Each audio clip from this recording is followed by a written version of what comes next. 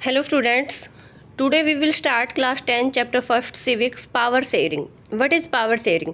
Power sharing का मतलब होता है कि जो पावर होती है गवर्नमेंट को चलाने की, जो एक तरीके से हम ये कह सकते हैं अथॉरिटी होती है, वो अलग अलग पार्ट्स में डिवाइड कर देना, ये होता है पावर शेयरिंग। जैसे कि हम किसी भी डेमोक्रेटिक कंट्री की बात करते हैं तो वहाँ पर पावर किसी एक पर्टिकुलर इंसान के हाथ में नहीं होती है, वो अलग अलग लोगों को सौंप दी जाती है। अलग अलग लोगों को सौंपने का मतलब है कि एक अलग सिस्टम होता है और उसी के अकॉर्डिंग पावर जो है वो डिस्ट्रीब्यूट कर दी जाती है।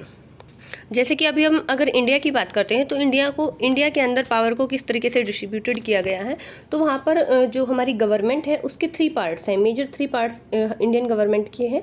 कौन कौन से हैं? Legislature, executive and judiciary. कार्यपालिका, विधान पालिका और न्यायपालिका। देखिए जो कार्यपालिका है वो क्या करती है? कानून बनाती है। विधान पालिका उनको जो है फॉलो करती है और न्यायपालिका उन्हीं के बेसिस पर डिसीजन लेती है। ठीक है, तो ये एक तरीके से जो हमारी गवर्नमेंट है उसका एक तरीके से कैसा डिस्ट्रीब्यूशन है? हॉरिजॉन्टल डिस्ट्रीब्यूशन है। इसके अलावा जो है पावर का अलग तरीके से भी शेयरिंग की जा सकती है, वो कौन सा? हॉरिजॉन्टल। ये हम आगे डिटेल में पढ़ने वाले हैं, जैसे कि सेंट्रल लेवल पे, स्टेट लेवल पे और लोकल गवर्नमेंट। लोकल गवर्नमेंट जो होती है उसके अंदर आपकी कौन सी चीज़ें आती हैं? ग्राम पंचायत, ग्राम सभा या फिर जो आपके म्युनिसिपल कॉरपोरेशंस होते हैं, वो सारी चीज़ें इसके अंदर आती हैं। तो अभी हम स्टार्टिंग करते हैं पावर शेयरिंग की। देखिए जो पावर शेयरिंग है उसके अंतर्गत हम 2 एग्जाम्पल यहाँ पर पढ़ने वाले हैं। एक एग्जाम्पल हम यहाँ पर पढ़ेंगे बेल्जियम का और दूसरा एग्जाम्पल हम किसका पढ़ेंगे? श्रीलंका का। अगर हम बात करते हैं बेल्जियम की, तो बेल्जियम यूरोप के अंदर एक छोटी सी कंट्री है और उसका जो एरिया है वो काफ़ी स्मॉल है। अगर हम हरियाणा से उसका जो है कंपेयर करते हैं उसको, तो वो हरियाणा के जैसे जितनी ही उसका एरिया हम लगा सकते हैं। और अगर उसकी पॉपुलेशन की बात करते हैं तो वो भी हरियाणा की पॉपुलेशन के लगभग हाफ है। जो है वो बहुत ही कम पॉपुलेशन वहाँ की है, लगभग 1 करोड़ पॉपुलेशन वहाँ पर है, जो कि हरियाणा की पॉपुलेशन का हाफ है। अगर बात करते हैं बेल्जियम के बॉर्डर्स की, तो जो बेल्जियम है वो अपने बॉर्डर जो है फ्रांस, नीदरलैंड, जर्मनी और लग्जमबर्ग के साथ शेयर करता है। ठीक है, तो ये हमने बेल्जियम का थोड़ा सा इंट्रोडक्शन पढ़ा। अभी हम बात करते हैं बेल्जियम के एथनिक कंपोजिशन की। एथनिक कंपोजिशन का मतलब क्या होता है? एथनिक कंपोजिशन का मतलब है कि वहाँ पर अलग अलग जाति के लोग रहने वाले हैं, जो कि अलग अलग धर्मों से बिलोंग करते हैं, अलग अलग लैंग्वेजेज उनकी हैं। तो ये एक तरीके से होती है एथनिक कंपोजिशन, जातीय बनावट। ठीक है, कि एक छोटी सी जो कंट्री है उसके अंदर किस तरीके से अलग अलग धर्मों को मानने वाले लोग रहते हैं, अलग अलग भाषाएं बोलने वाले लोग रहते हैं, वो वहाँ का क्या है? एथनिक कंपोजिशन है, एथनिसिटी है। इसके बाद देखिए हम वहाँ की अगर टोटल पॉपुलेशन की बात करते हैं तो वहाँ पर जो कंट्री का एक तरीके से 59% है। 59% जो पॉपुलेशन है वो कहाँ पर रहती है? फ्लेमिश रीजन में रहती है और डच भाषा बोलती हैं। ठीक है, क्या पढ़ा अभी हमने? जो टोटल पॉपुलेशन है उसका 59% जो पॉपुलेशन है वो फ्लेमिश रीजन में रहती है और डच भाषा बोलती है। इसके अलावा 40% लोग जो है वो वोलेनिया रीजन में रहते हैं और फ्रेंच भाषा बोलते हैं।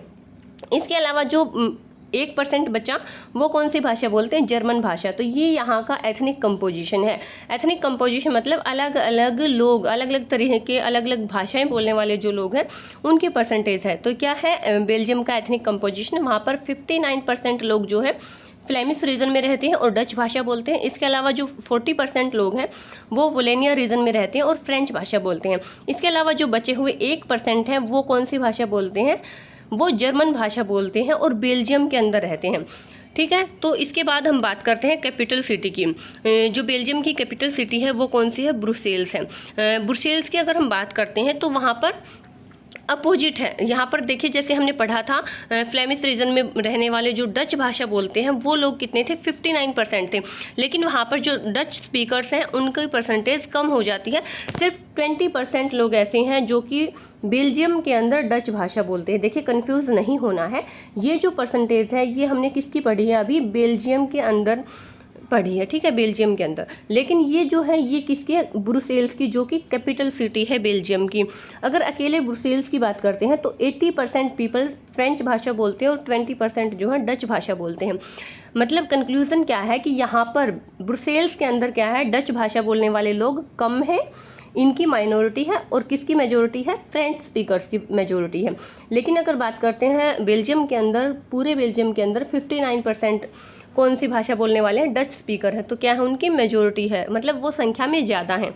तो ये क्या है? यहाँ की एथनिसिटी है, एथनिक कंपोजिशन है बेल्जियम का। ठीक है, अब देखिए, जो माइनॉरिटी पीपल हैं, जो कि फ्रेंच स्पीकर कम्युनिटी हैं, वो क्या है, पावरफुल है। अब देखिए, जिसके पास संख्या में जो लोग ज़्यादा होंगे वो क्या होंगे, पावरफुल होंगे, और वो ज़्यादातर क्या है, रिच भी हैं।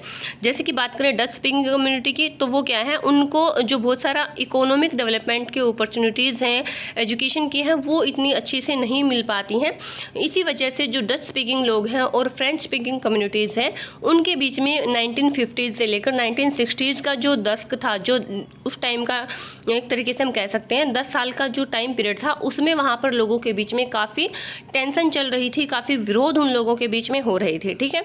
और इसी वजह से जो है वहाँ की गवर्नमेंट ने कुछ डिसीजन लिए थे, जो कि हम नेक्स्ट टॉपिक में पढ़ने वाले हैं। इसके बाद हम इस सिचुएशन को किसी दूसरी कंट्री से कंपेयर करते हैं, और वो दूसरी कंट्री कौन सी है, श्रीलंका। देखिए, अभी हमने बेल्जियम की बात की थी, वहाँ की एथनिक कंपोजिशन के बारे में हमने अभी पढ़ा था। अब हम इसी सिचुएशन को कंपेयर करते हैं किसी दूसरी कंट्री के साथ, और वो दूसरी कंट्री कौन सी है, श्रीलंका है। श्रीलंका जो है वो एक आइलैंड नेशन है, यानी कि एक द्वीपीय देश है, जो कि इंडिया से की जो साउथर्न कोस्ट है, इंडिया का जो बिल्कुल साउथर्न पार्ट है, दक्षिणतम जो किनारा है तमिलनाडु के अंदर, उससे कुछ किलोमीटर की दूरी पर ही जो है श्रीलंका है। अब देखिए, वहाँ पे जो लोग हैं वो लगभग 2 करोड़ लोग वहाँ पर रहते हैं, सेम एज हरियाणा की पॉपुलेशन के लगभग इक्वल वहाँ की पॉपुलेशन है। और इसके बाद अगर बात करते हैं श्रीलंका के अंदर पॉपुलेशन की, तो डाइवर्स पॉपुलेशन वहाँ पर रहती है, अलग अलग तरीके के लोग वहाँ पर रहते हैं। अगर मेजर सोशल ग्रुप्स की बात करते हैं, तो वहाँ पर जो मेजर सोशल ग्रुप्स हैं उनमें सबसे पहले बात आती है सिंगला स्पीकर की, यानी कि सिंगली भाषा बोलने वाले लोग कितने हैं, 74% है। इसके बाद जो सेकंड ग्रुप है वो तमिल स्पीकर्स का है, जो कि 18% है। अब हमने यहाँ पे बात की तमिल स्पीकर्स की। जो तमिल स्पीकर है उनको भी अलग अलग कैटेगरीज में डिवाइड किया जाता है, उसके भी 2 सब ग्रुप्स हैं, और वो कौन कौन से हैं, एक तो तमिल नेटिव है। तमिल नेटिव कौन से हैं, तमिल नेटिव वो लोग हैं जो कि श्रीलंका में ही जो है जन्म हुआ है उनका, और वो काफ़ी पहले से वहाँ पर रहते आ रहे हैं, और उनको क्या कहा जाता है, श्रीलंकन तमिल कहा जाता है। तो इस तरीके के जो तमिल है वो कितने हैं, 13% हैं। हमने अभी बात की थी तमिल भाषा बोलने वालों की, तो एक तरीके के तमिल जो कौन से हैं, श्रीलंकन तमिल हैं, जो कि वहीं पर उनके वंशज रहे हैं, 13% है। इसके अलावा जो दूसरे तरीके के हम तमिल कह सकते हैं वो है इंडियन तमिल। इंडियन तमिल वो हैं जिनके एक तरीके से हम ये कह सकते हैं उनके जो पूर्वज थे, उनके दादा परदादा, वो सब जो है इंडिया से गए हैं, ठीक है। जो कॉलोनियल टाइम पीरियड चल रहा था उस टाइम पे वो इंडिया से वहाँ पर गए थे, और वहीं पर जाकर उन्होंने अपनी सेटलमेंट कर ली थी, और वहीं जाकर उन्होंने रहना स्टार्ट कर दिया था। इसके बाद अगर मोस्ट ऑफ सिंगला स्पीकर्स की बात करते हैं, तो वो कैसे हैं, बुद्धिस्ट हैं, यानी कि बौद्ध धर्म को मानने वाले लोग हैं, और बहुत सारे तमिल ऐसे भी हैं जो हिंदू हैं या फिर मुस्लिम हैं। तो इनका जो परसेंटेज है वो 7% कौन से लोग हैं, क्रिश्चियंस हैं। तो इस तरीके से जो तमिल और सिंगला भाषा बोलने वाले लोग हैं वो भी लगभग अगर कंपेयर करते हैं तो कुछ लोग ऐसे भी हैं जो दोनों भाषाएं बोलते हैं, यानी कि सिंगला स्पीकर भी हैं और तमिल स्पीकर भी हैं, ठीक है। तो ये हमने 2 अलग अलग सिचुएशंस पढ़ी हैं कि किस तरीके से बेल्जियम में सिचुएशन थी और किस तरीके से सिचुएशन जो है श्रीलंका में थी। दोनों में सेम चीज़ क्या थी कि वहाँ पर डाइवर्स पॉपुलेशन थी। डाइवर्स का मतलब है विविध प्रकार की, अलग अलग तरीके की पॉपुलेशन वहाँ पर रह रही है, अलग अलग भाषाओं को बोलने वाले लोग हैं, अलग अलग धर्मों को मानने वाले लोग हैं। अब दोनों सिचुएशंस को किस तरीके से दोनों कंट्रीज़ ने अपने अपने तरीके से हैंडल किया वो हम पढ़ेंगे, ठीक है। श्रीलंका में भी सेम वही सिचुएशन थी और बेल्जियम में भी वही सिचुएशन थी। तो श्रीलंका ने इसके लिए कौन से स्टेप उठाए और बेल्जियम ने इसके लिए कौन से स्टेप उठाए, ये अब हम पढ़ेंगे। तो नेक्स्ट टॉपिक हमारा आता है मेजोरिटीनिज्म इन श्रीलंका। श्रीलंका के अंदर मेजोरिटीनिज्म यानी कि बहुसंख्यावाद। बहुसंख्यावाद का मतलब है कि जिन स्पीकर्स की, जो सी भाषा को बोलने वाले लोगों की मेजोरिटी थी, जो ज़्यादा लोग थे, उनका क्या प्रभाव पड़ा सरकार के ऊपर, किस तरीके से उन्होंने सारी की सारी पावर्स जो है वो अपने कंट्रोल में कर ली थी। तो श्रीलंका जो है इंडिपेंडेंट कब हुआ था, 1948 में ये एक इंडिपेंडेंट नेशन के रूप में उभर कर सामने आया था। तो इसके जो लीडर्स थे वो सिंगला कम्युनिटी से बिलोंग करते थे। इस तरीके से जो इसका रिजल्ट आया कि जो डेमोक्रेटिक गवर्नमेंट थी उसमें मेजोरिटीनिज्म की जो है एक तरीके से हम कह सकते हैं मेजोरिटीनिज्म की समस्या लोगों के सामने खड़ी हो गई। एक एक्ट पास किया गया था श्रीलंका के अंदर 1956 में, और वो जो एक्ट पास किया गया था उसमें क्या कहा गया था कि जो सिंहली भाषा है उसको सिर्फ जो ऑफिशियल लैंग्वेज बना दिया जाएगा। अब देखिए सिंहली भाषा को ऑफिशियल लैंग्वेज जो है बना दिया, तो इसका विरोध किसने किया? तमिल स्पीकर्स ने।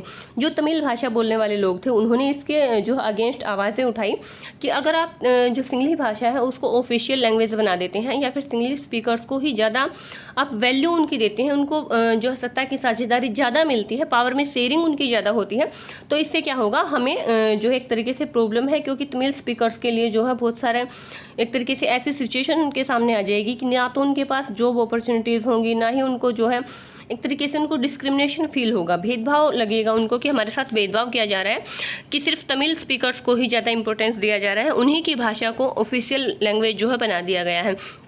तो इसकी वजह से उन्होंने क्या किया था, विरोध किया था, काफ़ी सारे मूवमेंट वहाँ पर स्टार्ट हुए थे और इस सिचुएशन का जो है वहाँ की गवर्नमेंट हैंडल नहीं कर पाई थी, तो वहाँ पर क्या हुआ था, गृह युद्ध हुआ था। उस गृह युद्ध को समझने से पहले मैं आपको जो है एक बार एक्सप्लेन करना चाहती हूँ मेजोरिटेरिज्म।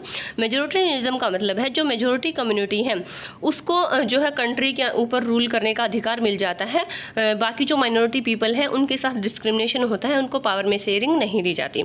अब देखिए जो सिंगला स्पीकर और जो एक तरीके से तमिल स्पीकर कम्युनिटीज़ थी उनके बीच में काफ़ी एक तरीके से स्ट्रगल स्टार्ट हो गई थी, क्योंकि तमिल को एक ऑफिशियल लैंग्वेज बना दिया गया था। इसी वजह से वहाँ पर क्या हुआ था, लोगों के बीच में दंगे छिड़ गए थे, सिविल वार वहाँ पर हुआ था। सिविल वॉर का मतलब है कि गृह युद्ध वहाँ पर हो गया था।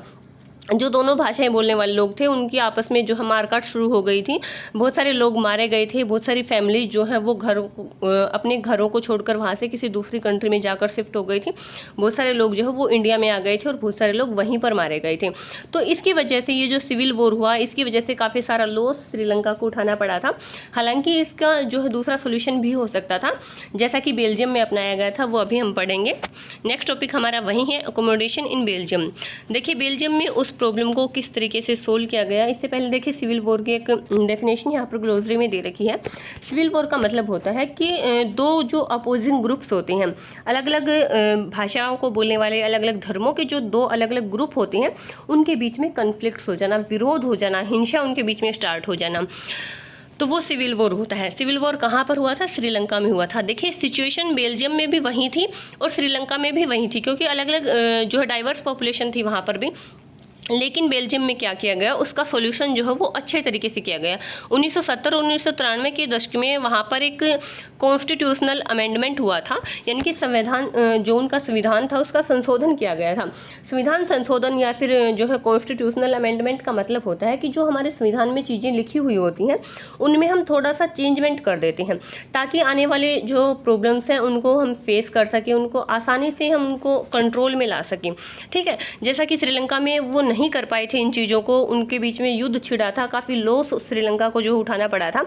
लेकिन बेल्जियम में क्या किया गया, जो उनका कॉन्स्टिट्यूशन था उसमें एक अमेंडमेंट किया गया, एक संविधान संशोधन किया गया।